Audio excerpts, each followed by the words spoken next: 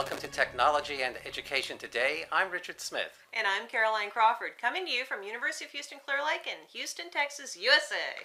And today we're talking about how to attend a conference if you are a graduate student at a university studying for maybe a doctoral degree. It's conference season. It's a very exciting time. We're spending all of our money traveling all around to different places and presenting, and also professional development opportunities.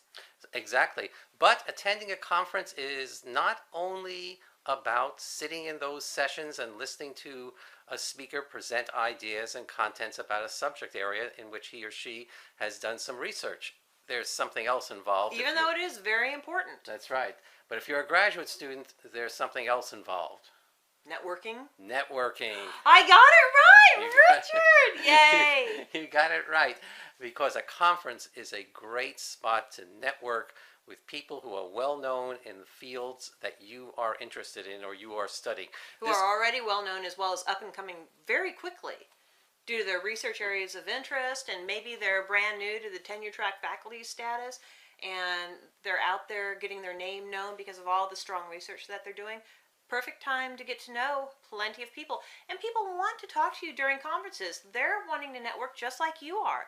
So attend the sessions that you find interesting and intriguing, because the same people who also find the information intriguing are going to be there. Great place to network. Okay, so as well as sitting in the coffee shops and standing in line, right, in queue, waiting. So one place that you could meet people is after a presentation is made, don't be shy. Go up to the presenter, introduce yourself, and ask a question or make a comment.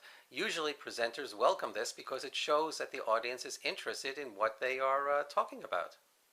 And that you're interesting enough to stick around and speak with after the fact. Absolutely. And then also And I hate doing that. I hate walking up to people and just, hi, I'm so-and-so, and I really liked your presentation. Oh, I felt like such a dork whenever I would go up and say something like that. So having a question about whatever the presentation was, I sounded a lot more intelligent. Who knew? But it was a nice introduction, a nice way to begin the conversation instead of, what does a presenter say after, I really liked your presentation. Thank you. That's right. Yes, definitely have a question to ask or something to contribute to the presenter in terms of additional information that you might possibly have. It's always possible a graduate student could have additional information. But at the same time, while you're asking questions, there are going to be other people who are around that presenter and asking questions. Waiting their turn, wanting to speak to someone. Wanting to speak to somebody. And that gives you an opportunity to meet those people because they're going to be people who are also in your field. So don't be shy, speak to them, make conversations, and see what develops. And it's also exciting as you're networking around and meeting people. It's exciting to meet people from different countries and find out what's going on in different countries and starting the collaborative process. It's really cool. You never know who you're going to meet next. Yeah, that's the part I love about it. This is true, particularly true about big conferences where you do get a lot of people that come in from around the world to attend the conference. It gives you an excellent opportunity to make contacts from all over the world. Absolutely. And not only during the presentations, before the presentations, after the presentations, but especially most conferences are held in a large hotel or conference center, and there's usually, I know you're going to be mad at me for this, but bars around, restaurants and bars. And I was amazed when I first started attending conferences to see how many people were hanging out at the bars, just having a soda or something and chit-chatting over their soda.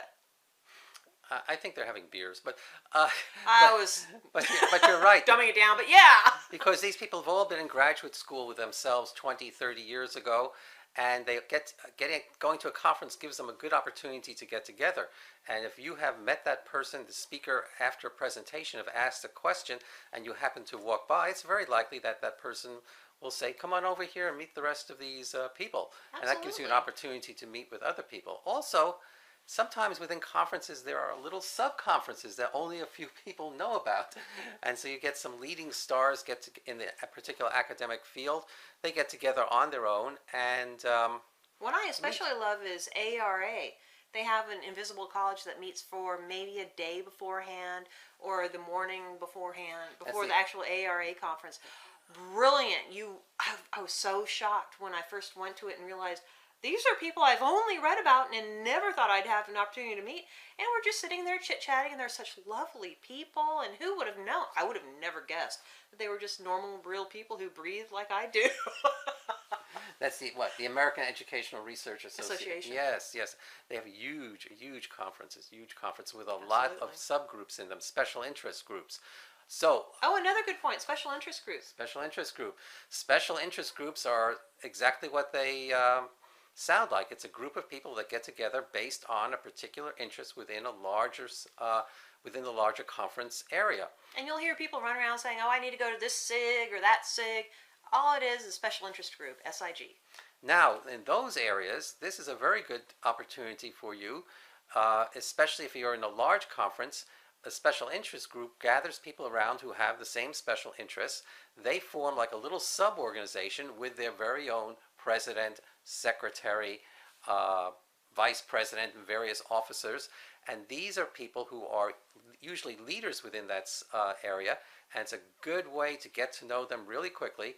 And if you volunteer to be an officer in a special interest group, you get to work with these people on a weekly basis over the various projects that they may be engaged in, and also be able to perhaps even work with some research projects that they are doing as part of the special interest group. So this is a really good opportunity. Absolutely. And a special interest group within each conference, their main mission is the conference mission within their own specialization area. So it also gives you an opportunity to focus on different presentations at that conference, being part of a panel within that conference, special components, special topics that the conference may find of intrigue, and they want to enhance that subject area expertise component within their conference. It's a great opportunity to get to know people, as well as you mentioned, become more involved in the conference.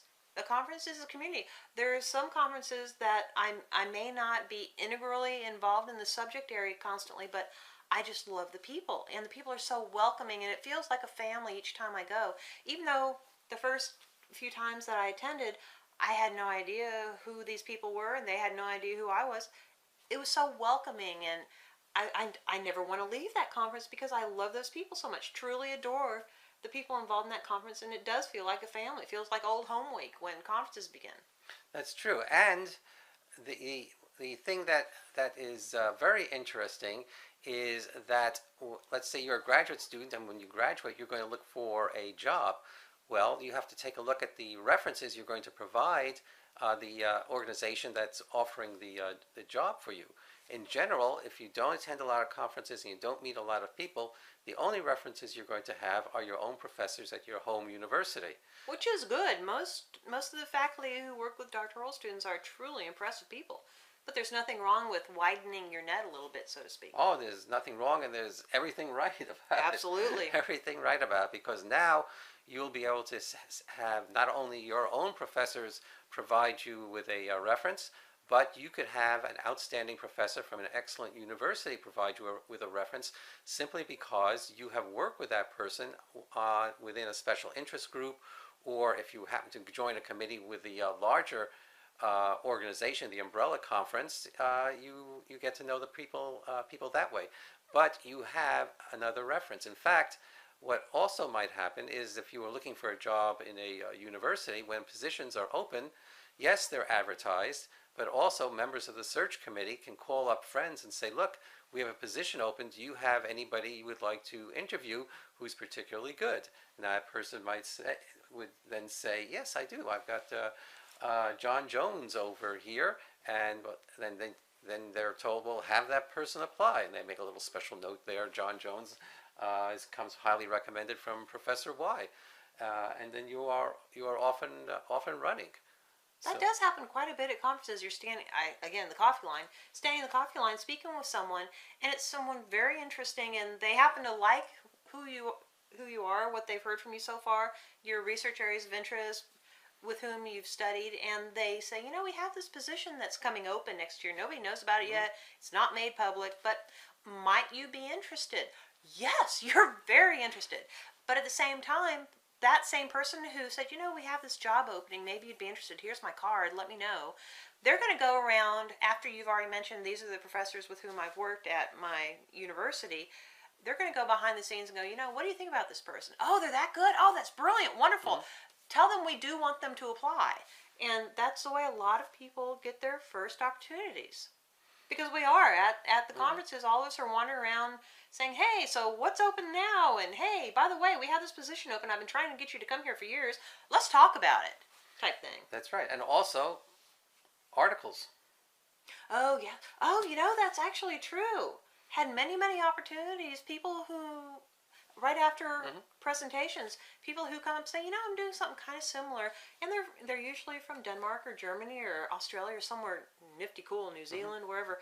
And they're doing something very similar and they want an international component to it. So why shouldn't we all work together on a little bit of research and get a nice little publication out of it? As well as happened to us, we were at a conference presenting a topic and we were asked after the fact, look, you really had high marks. We heard a lot of good things about your presentation. Would you consider submitting a article based on the to presentation? our referee? Yes. To our referee journal. Please consider. Please consider. Please consider.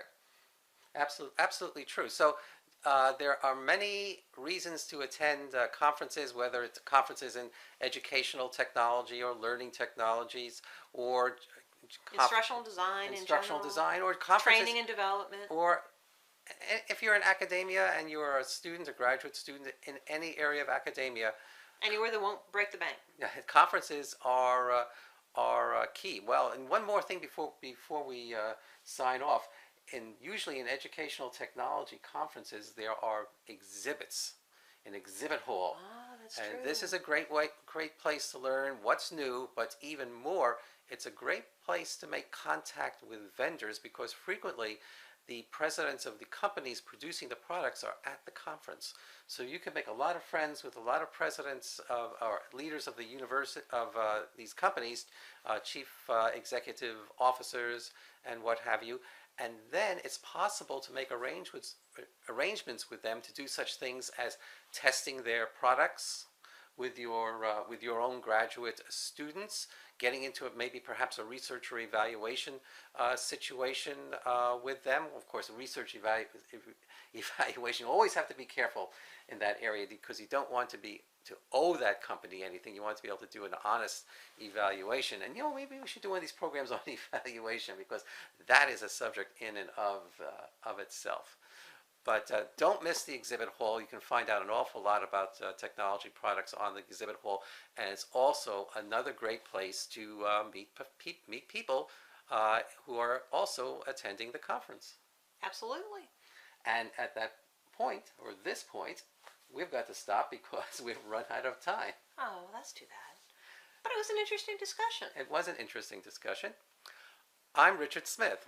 And I'm Caroline Crawford. Again, thank you for watching us, and we are coming to you from University of Houston Clear Lake in Houston, Texas, USA.